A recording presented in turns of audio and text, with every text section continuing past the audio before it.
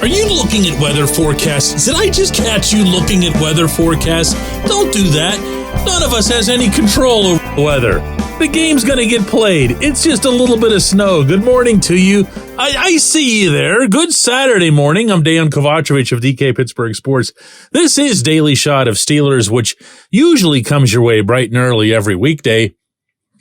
But they're in the playoffs, so we're just going to do this like every day. I also happen to offer daily shots of the other two teams in town that I cover, the Penguins and the Pirates, and I hope you'll check those out as well. Here's something real that maybe you can come to grips with before kickoff, which, yes, is still scheduled for 1:02 p.m. tomorrow in Orchard Park, New York. That's this. What if it's Cam Heyward's last game? Or are we kind of getting sure that it's Cam's last game? I'm not going to be a guy who analyzes his age 34 season and comes up with some kind of criticism over the number of tackles or whatever it is. He's playing hurt. I don't think anybody can dispute that.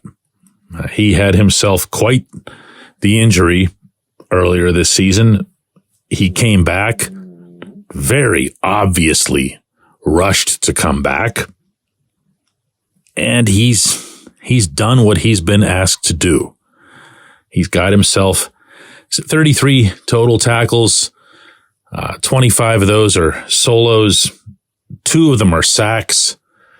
But the most important contribution that Cam's had, I think, has been to the run defense in general. He just quieted the entire process. You know what I'm saying? Remember at the time that he first went out and everybody was just running wild on the Steelers like it was 2 years ago in Minneapolis all over again, and you're just waiting for Joe Green to come out publicly, say something nasty about it.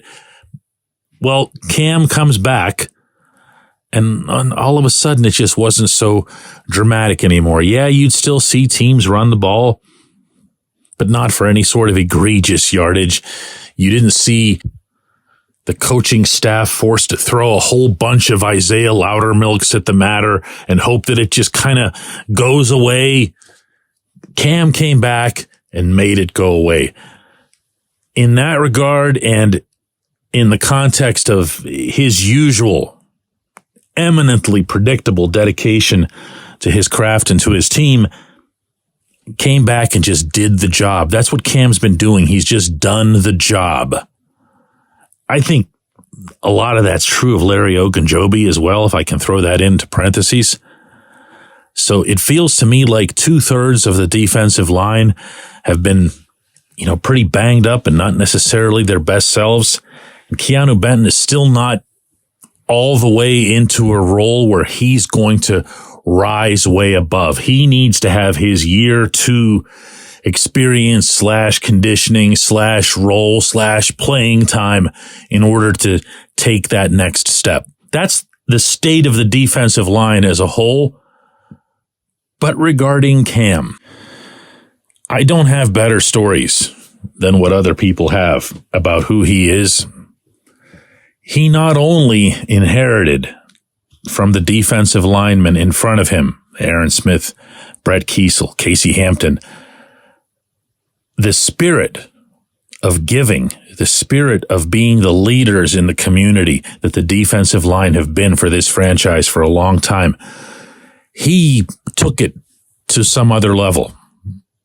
His involvement is so real and so heartfelt that, just to give you a small example, and this is a tiny one, there's a restaurant in downtown Forbes Avenue. It's right near Market Square. Like, technically, it could be argued that it's part of Market Square, just a little spur off of it, called Cafe Momentum.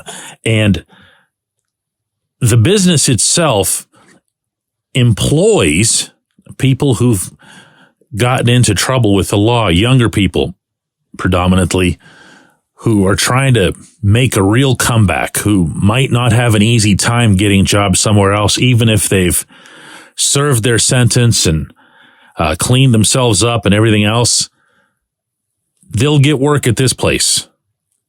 And the passion that they put into their product was enough to get them just recently honors as one of the better restaurants in our city of any kind, just because of the food, because of the service. And I'm walking around the locker room. This was, like a month ago. It was not long after Cam had been over there to show his support for what they're doing, when he was asking me a few questions about the place. He wanted to know, how legit is this? How real? About, some of the people and so forth. And the responses that I gave were, what he knew he'd get from me, which is, straight shooting. I'm not going to, pump up some kind of restaurant or whatever, no matter what the cause is supposed to be. And I told him what I thought of it, and he was like, good. He did like a cross-checking, if you will, of it. I'm here to tell you that when athletes do this sort of stuff, meaning charitable contributions, whether it's their time, whether it's their money, I don't want to burst anybody's bubble here, but they're mostly just going through the motions. They're going to go where some PR person from the Steelers takes them. They're going to go there. They're going to smile. They're going to sign some stuff. They're going to wish everybody happy, whatever happens to be the next holiday, and be out of there. That's not Cam. That's not Cam. He's looking to make a difference. He's special. He's special off the field, and he's been special on the field. He has a Hall of Fame candidacy in his future. I don't know if he'll make it, but I know that he'll have a candidacy. And the day that he's done as a Pittsburgh Steeler will not be a happy day. And not just because it'll likely be a loss. That's the math on this stuff. And I just want to throw this out there before this game in Buffalo gets played. I'm not suggesting the Steelers are going to lose or making any kind of prediction or anything like that, but this is important. This is an important individual in this franchise's history. When we come back, J1Q. This segment of Daily Shot is brought to you by our good friends at Mike's Beer Bar. They're located on Federal Street, directly across from PNC Park. Mike has more than 500 beers on tap, including from more than 50 local breweries. Stop in and say hello. Tell Mike we sent you. Mike's Beer Bar.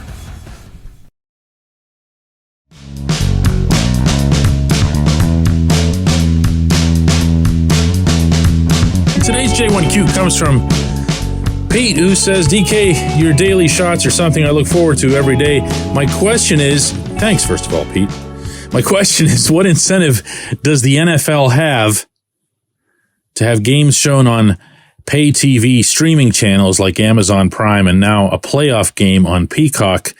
Of course, there's the money that's being thrown at them from Jeff Bezos and others, but do you think that this is just a test, or has it become the standard in today's NFL market? For anybody who doesn't know what Pete's referencing, the game tonight in Kansas City, which almost had the Steelers there, is going to be a Peacock-only thing, so a streaming-only thing, unless you're in those markets, meaning Kansas City or Miami. And it's going to make people mad. It's going to have people wondering about, the future of broadcasting as it relates to this league, the future of how it is that they watch TV. And you know what? That's exactly what they want. That's the goal.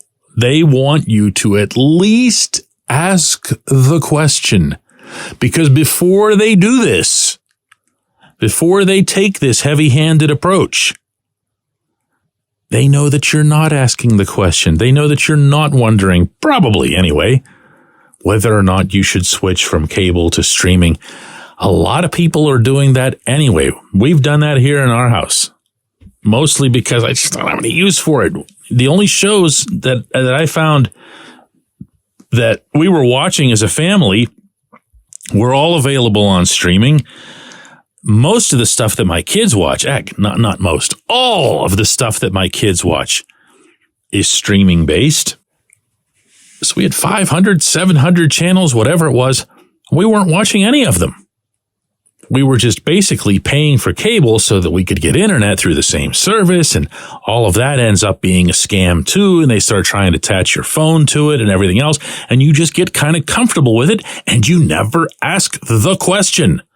Well, this semi forces you to. This at least puts it into your brain. So my feeling on this, in the most general possible sense, is that this is where everything's going anyway. It's more a matter of how it gets divided up. I would much prefer a system in which I can buy, not from NBC and not from any other network, but directly from the National Football League or even from my favorite team, a package that says, I want all of your games, period. That's it. I don't want anything else. I don't want the evening news. I don't want the British baking show. I just want your team and what you guys do. That's it. The problem with that is it doesn't necessarily pay as well, meaning paying to the teams or to the leagues. So that stuff's going to take a while to sort itself out. NBC, which of course is the owner of Peacock, is in no rush to die.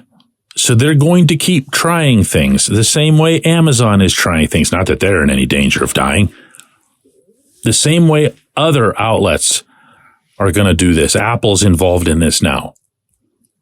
And they're all going to try to rush toward a piece of the pie. And it's going to be more like musical chairs where somebody's going to get left out of a seat. And it's going to be, uh-oh. And then they're out. And then it just starts to shrink a little bit. And eventually there's just one or two left. It's VHS versus beta. Is that what that was called? Was it beta? I think that sounds right. Whatever it was, VHS won. And at the time that CDs or compact discs came out, there was a competitor to that. And then it was just CDs. So that's how this goes. And that's how this is going to go as well. But I'll tell you this, the one real success story so far in professional sports about how to handle this stuff has been, and even this comes with quirks, Major League Baseball. Because what they did was they took their product and just kept shoving it under the same umbrella. All kinds of little pieces and parts that even the teams themselves weren't all that keen on. They just kept shoving them all under the same umbrella so that they could say, it's all here. And they created what's called Major League Baseball Advanced Media.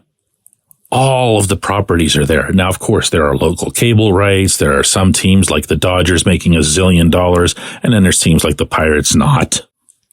But the goal, as I understand it, the end game for baseball is to do exactly what I described earlier, which is if you buy an MLB subscription, you'll get to watch whatever game you want without blackout restrictions, without apologizing to the cable companies or bowing over to the cable companies and making things inconvenient for the fans who care about those teams the most. Yeah, eventually. Not tonight, though. I appreciate the question. I appreciate everybody listening to this extra daily shot of Steelers, and just stay off the Weather Channel, you know? If they're going to cancel the game, they're going to cancel the game. I just don't think that they will.